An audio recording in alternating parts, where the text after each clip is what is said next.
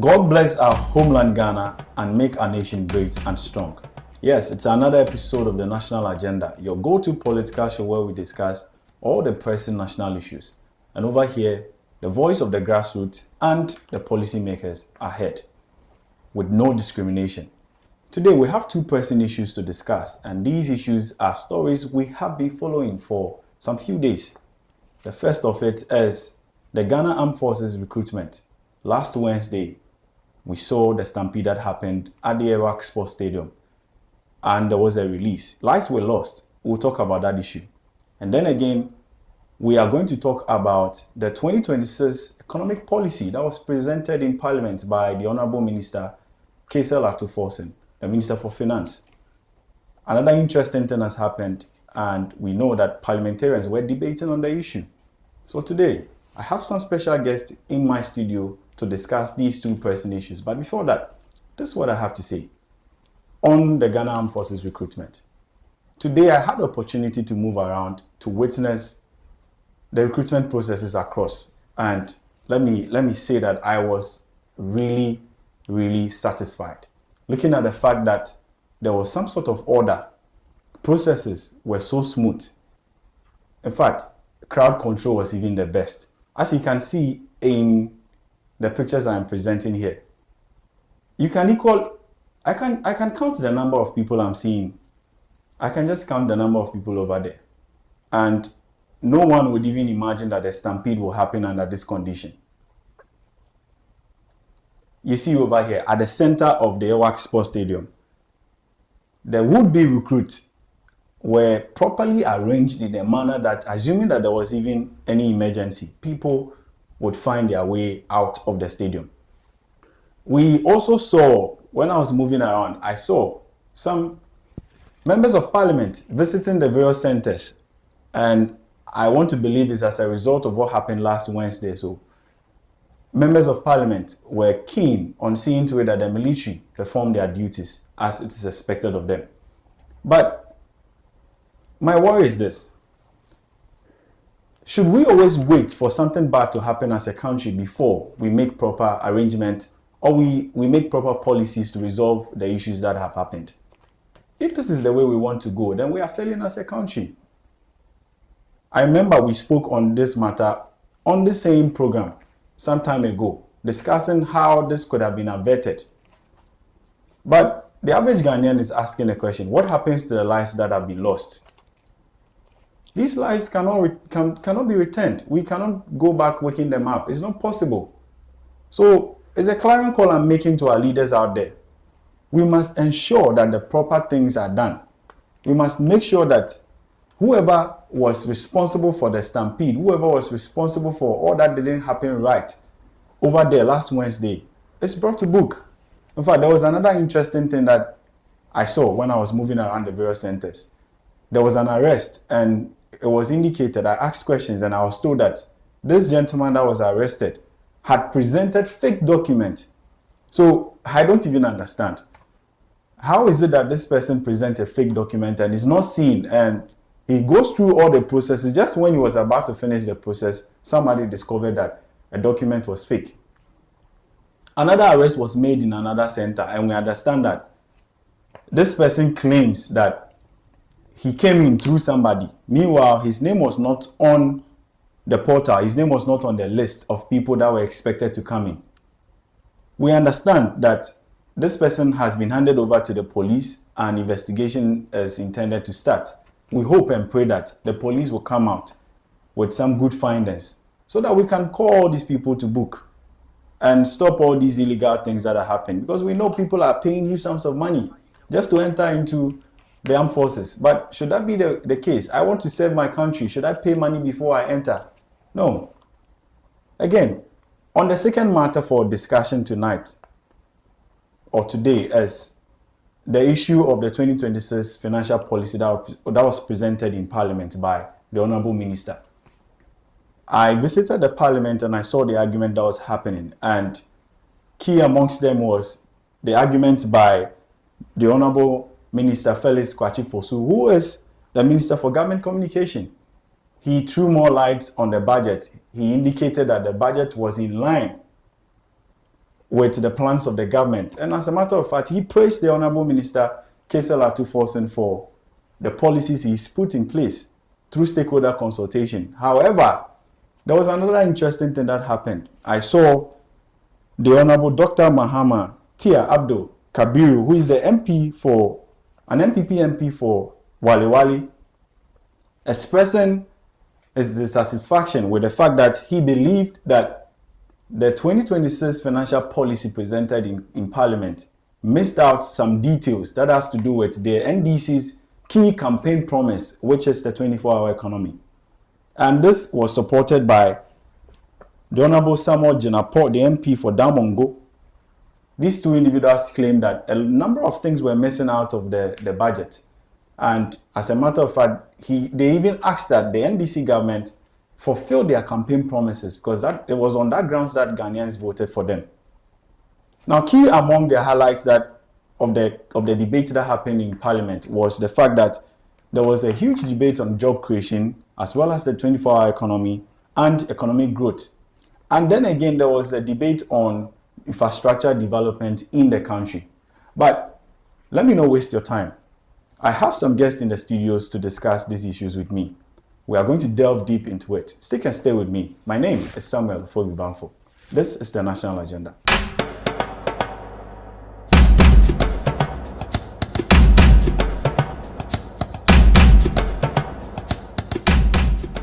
Fellow Ghanaians, thank you for sticking and staying with us. This is the discussion segment of today's edition of the National Agenda. And I have two gentlemen in the studio to help me discuss the issues on the table. Let me go straight to them.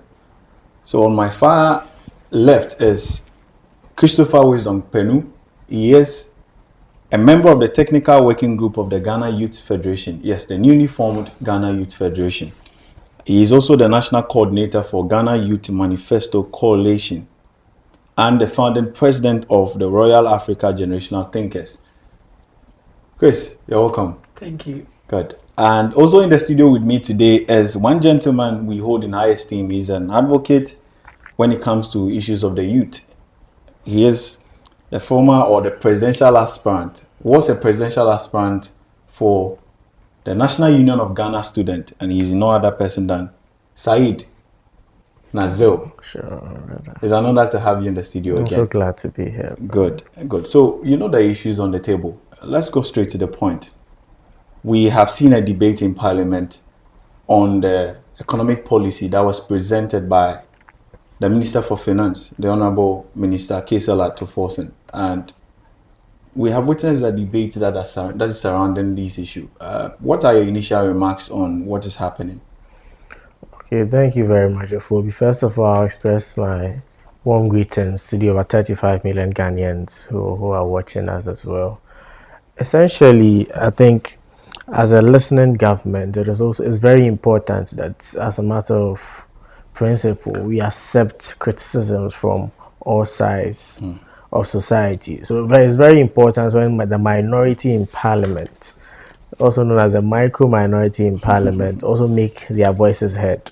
So I believe vehemently that whatever the minority is saying, there will be an iota of understanding on the part of government where there's essential criticisms that the government feel they are important and they must adopt certain critique, constructive ones that are coming from the minority. They would adopt those criticisms and also make the necessary inputs in the government. So I've seen the Deputy Minister for Finance, Honorable Thomas Ampem, present and also listening vehemently to the arguments they are raising there and also opposing some of them that are not substantial. All right. I think let me come through with this. On the arguments that have been raised, do you think that, yes, indeed, the government has moved away from its initial campaign policy, its key policy during the 2024 election campaign, which is the 24-hour economy? The opposition believes that your government has left out details when it comes to the 24-hour economy. Do you side with them? So, Fobi, if anyone, especially the minority in Parliament, if they paid attention to the manifesto of the NDC, they would have understood indeed that the 24-hour economy policy it's never a standalone.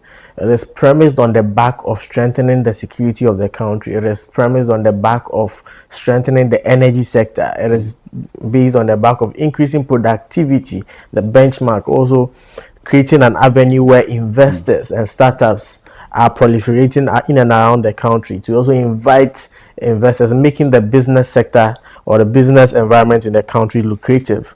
That is the benchmark, that is the yardstick on which the 24-hour economy is premised on. So in the absence of any of this, the 24-hour economy to a large extent is absent. If you listen to the majority leader in parliament, he mentioned that the 24-hour economy is never a standalone. As a matter of fact, it's even going to be extended to the private sector, and they are even going to take a bunch of it. All right. So you hold on. I'll come back to that. Just, on the issue of the private sector inclusion. Let me come to you, Christopher.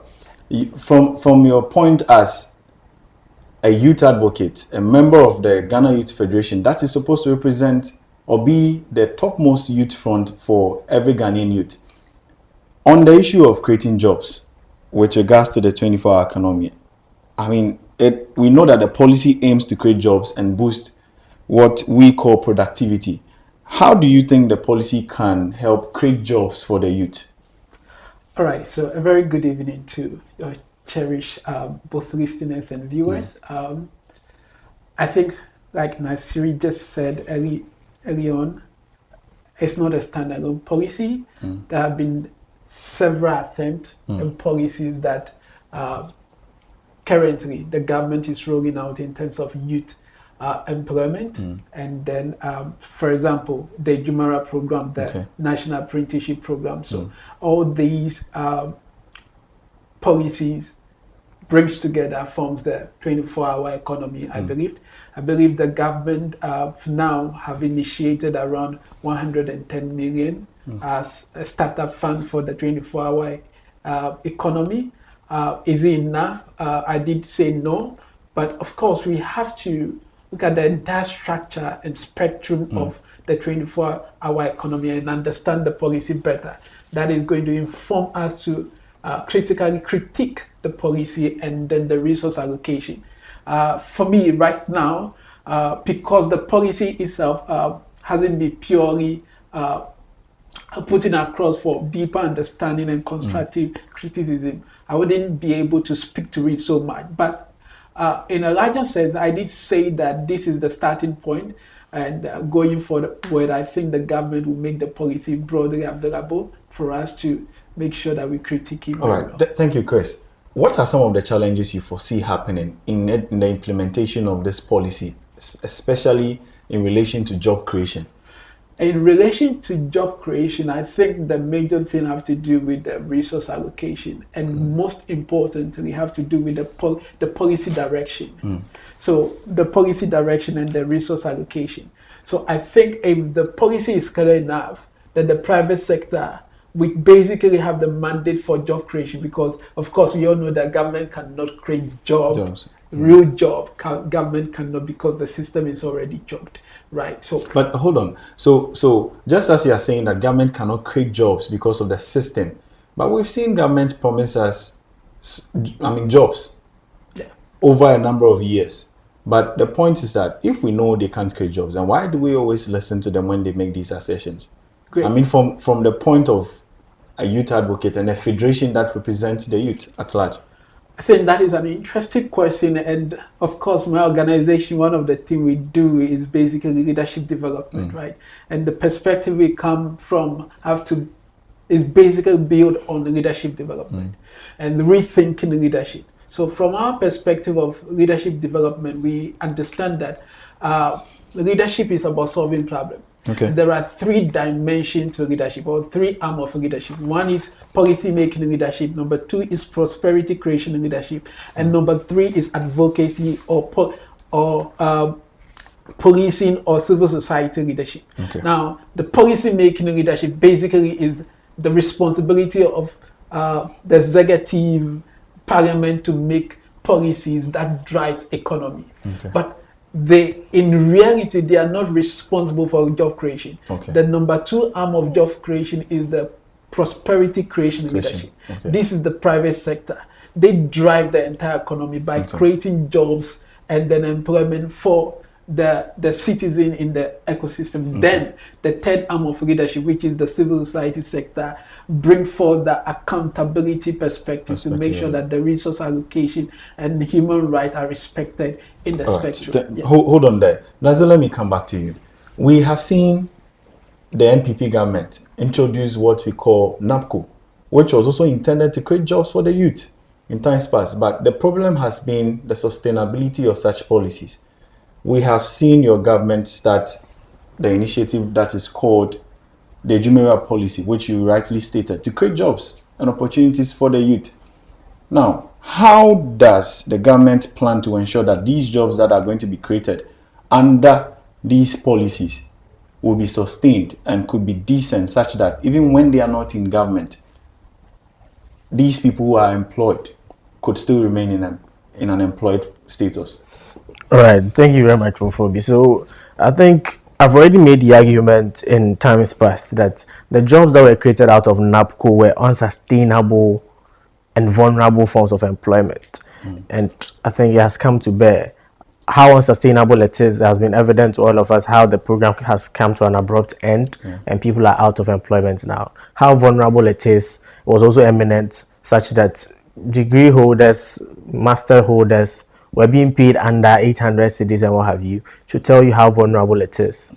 So essentially, when we talk about NAPCO, it is a goner. But let's come to the 24-hour economy. So for the little thing that we have seen being done in the public sector, I think it is evident that when we say we are increasing productivity, we want to do more exports than imports, or you want to achieve such a characteristic, produce almost all the essential necessities that we need as a country to consume. It is important that many sectors of the economy are producing at a large scale. How are we going to do this production? We have to increase our working hours. We have to resource our industries to be able to do these kind of things. That is why Ghana Publishing has announced that they are running the 24-hour economy. Simply put, one job, 3 shifts. So we are having the Ghana Publishing Agency working throughout the entire 24 hours of the day. There's no chance that anybody will be put out of work when indeed whatever they have to do, they are increasing productivity, they are increasing their revenue, profit margins are going high. There's no way they would want to come back. If the ports are operating throughout 24 hours, there are staff that have to be present at night and be working and work all the 3 shifts.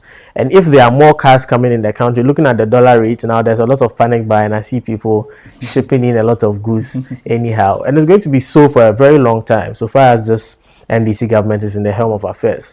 So it's very important that we acknowledge that this is not any form of vulnerable employment that is being created out of the 24-hour economy. So these jobs are very sustainable jobs. Ministry of Foreign Affairs practicing the same in the passport offices. Tema Oil Refinery soon to adopt it. There's no chance that when we are increasing the pace at which we are refining oil, we are selling to our neighbors, we are selling to countries in Europe, there's no chance that we would want to relent and go back and say we are going to put people out of employment. So that is how sustainable the 24-hour economy policy is. So, Chris, let me come back to you. The Ghana Youth Federation stands for the youth. It's currently the largest. I mean, we know that there's been back and forth with NUCS and all that, but now even NUCS falls under your jurisdiction. I am tempted to ask, how is the Ghana Youth Federation positioned in this 24-hour economy? Were you a stakeholder that was consulted in the decision-making of the policy formulation of job creation when it comes to the 24-hour economy? Yes, I did want to say, because the Ghana Youth Federation is not a single entity. Basically, looking at what's the name, youth organizations and youth across. So yes, members of the federation. The federation is still rolling out, but some members of the federation has been largely consulted. For example, Budget Ghana has been at the helm of affairs in terms of the budget development and on the 24-hour economy. So there have been a great consultation. But again, that is how come my initial comment have to do with the fact that this is not a standalone policy. So, for example, let me state some wins for the budget, right? So I think currently with the budget, there has been a great allocation for the Jumara program to boost it, Okay. where we have over 60% increment from last year, from the 100 million allocated last year. This year we have 160 million. So that is a win. So that is a government demonstration. of boosting Okay. the morale of young people, human capacity and all. And aside that, we have another win which has to do with the Women Development Bank. Okay. Also almost about 401. Okay, yes, 600, over 681% increment, as compared to 2025 allocation. Right. Right? So that's fair. How is the private sector positioned on this project? So in terms of the 24-hour economy, since you have been you've been part of the stakeholders that was consulted. I mean, I would want to find out, even under your jurisdiction, do you have private entities who are connected to you, who in the long run will be used as a machinery to see to it that job creation under the 24-hour economy is? Yeah, so fundamentally, again, the focus in terms of the private sector, the focus still comes back to young people. Okay. So the essence of the Jumara program, which is basically cultivating young people to be their own bosses, to create their own jobs. Again, that brings to the aspect of a prosperity creation leadership. Okay. So young people are now going to drive the economy going forward. So the allocation made for the Jumara is a great, is something that we deserve to be applauded. And then aside that, the National Apprenticeship Program as well, which is kind of formalization of the informal sector, which is a plus win. But unfortunately, quickly on that, is that the allocation for the National Apprenticeship Program have reduced to a percentage of about 43% in the 2026. And is that a worry? That is my greatest worry. Why? Because so what are you doing about it as a federation? That is an advocacy policy that we have to run on as a federation, and then also call the attention of Parliament to make sure that before the passage of the appropriation, they make sure that there is an increment to that. Why? Because over 1.9 million young people are neither in training, they are not education, they are not in employment. That is a huge number. Aside those young people who have graduated from universities, and they are also in the informal sector. So there is a need for us to make sure that we allocate enough resources for such a critical sector. So let me come back to you. So is it possible, with what he's saying, is it possible that even after the presentation of the budget, such inclusions could be made? Oh yeah, significantly, as and when it's being debated on the floor, the committee on the budget will also take a real look at it. And as I said, when the recommendation and the critique that is being subject to them, when they report back to His Excellency the President, as and when they feel that there are necessary inputs and adjustments to be made in various means. I mean, there's going to be a mid-year budget review. So as and when that is ready, these adjustments will find positioned in will find expression. So I wanted to find out how government intends to position private partners. I don't know if it's going to be a PPP venture when it comes to the 24-hour economy, because a lot of people have argued that without a PPP venture, we as a country may not be able to implement these policies to the fullest or see it come to reality. How is the government positioning the private sector on this mainstream policy? Okay, so thank you very much. So essentially, I don't want us to go very far, but you see the VAT reforms that has happened. You see the turnover, the flat rate, the benchmark from 750,000 cedis to 200,000 cedis. 22% to 20%. All of these are some of the things that the government envisions to make the business environment lucrative for foreign investors to come in, and even local businesses to thrive. Now, in your local business, some of the concerns, the stakeholder engagement on the policy is very robust, such that the committee gathered that indeed, what is this business person telling us? The challenges are what the policy seeks to address and open up these businesses. We need capital, extra capital. That is what this policy seeks to achieve in regards to the private sector. How do we achieve that? Okay, we need security. We need constant supply of power. That is what the government has intentionally proposed in the policy, and that is all the work of the Secretariat. That's what it's going to be under the leadership of Honorable Gusitano. They are going to make sure that indeed we have to boost our security. That is done. Constant supply of electricity. Honorable John Jinappo is on that. Do we have enough money to do all this? Honorable John Jonapo is working on our electricity, on our power. We've seen the security on what Honorable Muntaka is doing. There's enlistment and recruitment going on. You see what the IGP is also doing. You see the robust work they are doing in regards to even the Galamsey areas. You see what NIMOS itself is doing. So it should tell you that all aspects of the economy, all aspects of state are functioning effectively to make sure that... I get it. So let me just ask, how do we intend to sustain this policy, especially when it comes to the 24-hour economy and even job creation? We don't want a situation where we have to go back and forth. Since we always talk about we not having enough money to do some other things, and as a result, we go out there to even get loans and grants from international bodies.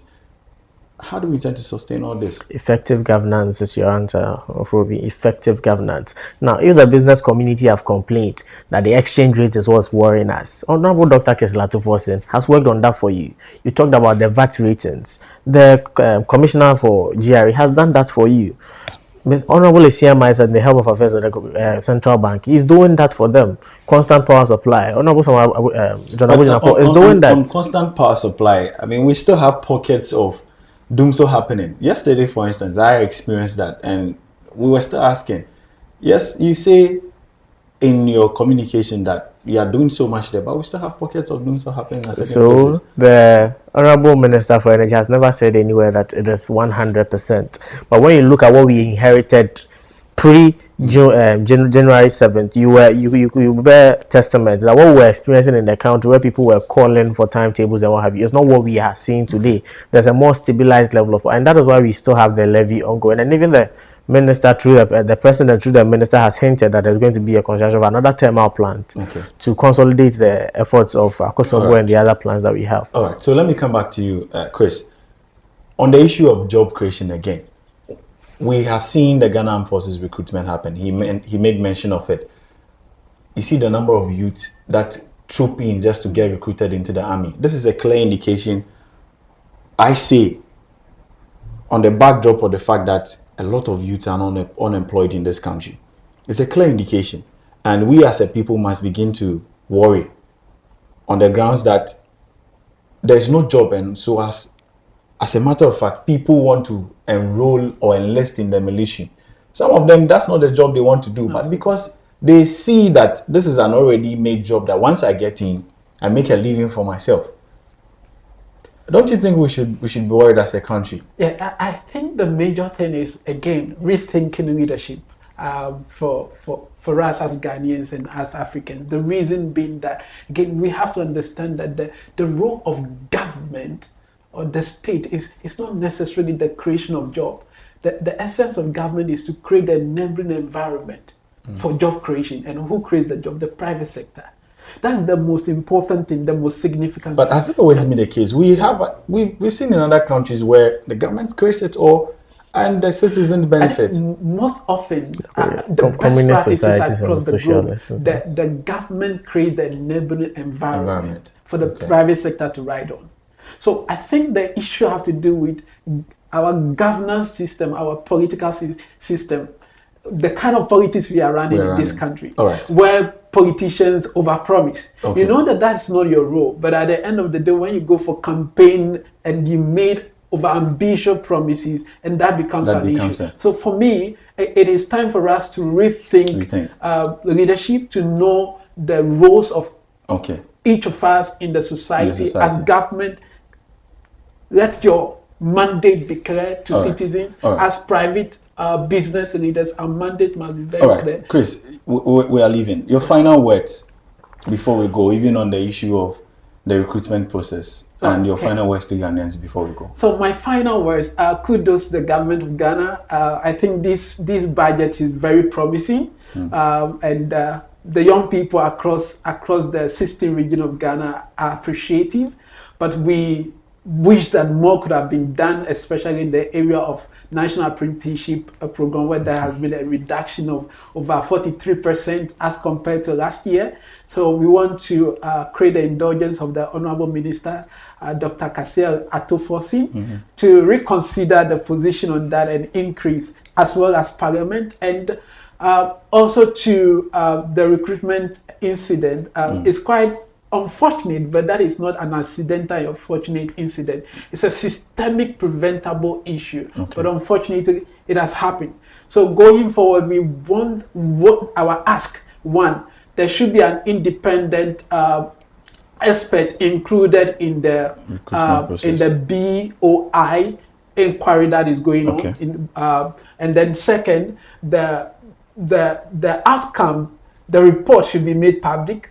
And then the third aspect of our ask is that people must take responsibility. There should be a clear sign of responsibility. And then finally, that the 34 people injured, including the 6 who unfortunately passed out, are duly compensated.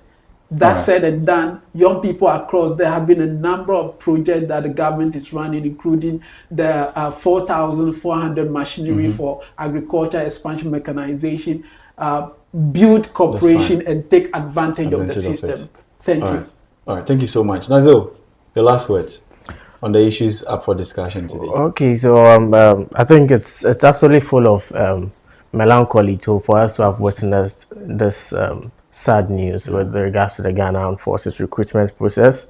The Ghana Armed Forces leadership have demonstrated a more reactive approach than proactiveness in this entire process, but I'll still applaud them for the appropriate measures they have put in place henceforth, and I'd give them a big thumbs up, seeing even the extra supervision from the Defense and Interior Defense and Interior Committee of Parliament. I would say they are doing a yeoman's job. And finally, I would say that indeed this government is a listening government, and as a matter of fact, every critique, every concern or suggestion that comes from the corporate society, grassroots, minority, micro-minority in Parliament is well accepted.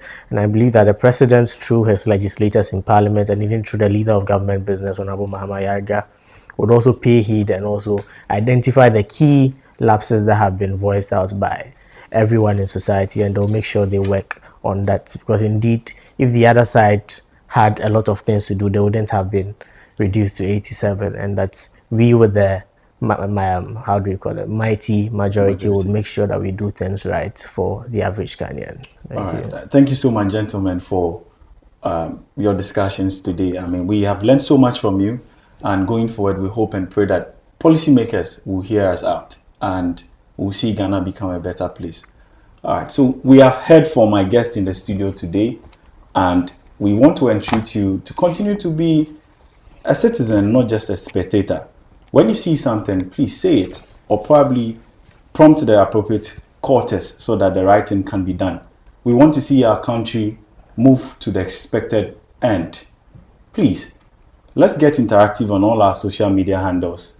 You can share, you can comment to people. On YouTube, please click on the notification bell so that the next time we post, you will get the notification.